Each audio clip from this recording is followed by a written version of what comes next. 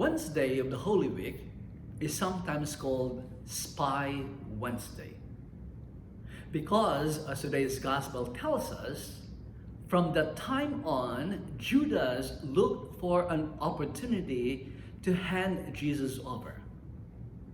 Today's Gospel from Mark describes the Last Supper, wherein Jesus predicted his impending arrest, suffering, and death.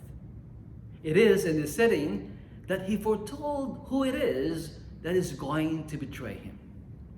Judas, who spied on Jesus, who sought those times to get him and to turn him over to his enemies. Hence, Spy Wednesday. The spotlight is on the betrayal of Judas. That is, in spite of the good deeds of Jesus, Judas betrayed him. That in spite of all the miraculous and wonderful things that Jesus did, Judas turned his back on him. Shame on Judas. But come to think of it, my friends, there is a Judas tendency in all of us.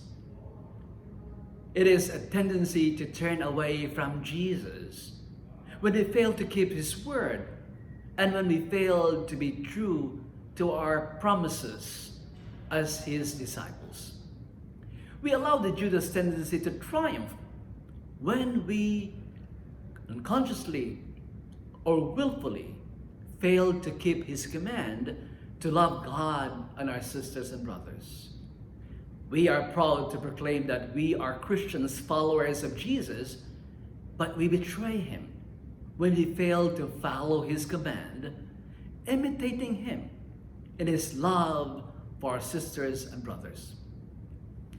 We allow the Judas tendency to succeed when we fail to practice charity toward others, especially those who are in need of our assistance. When we think only of our own personal good and we become oblivious of the needs of others. We allow the Judas tendency to flourish when we are unforgiving, hanging on to old age grudges. And we allow the Judas tendency to persist when we are ungrateful despite the many blessings we have received. Envy is the clearest expression of ingratitude. And so, my friends, the challenge of the Holy Week for all of us is this: are we going to allow the Judas tendency to get the best of us? Or are we going to be open to the grace of God to transform us into the image and likeness of Jesus?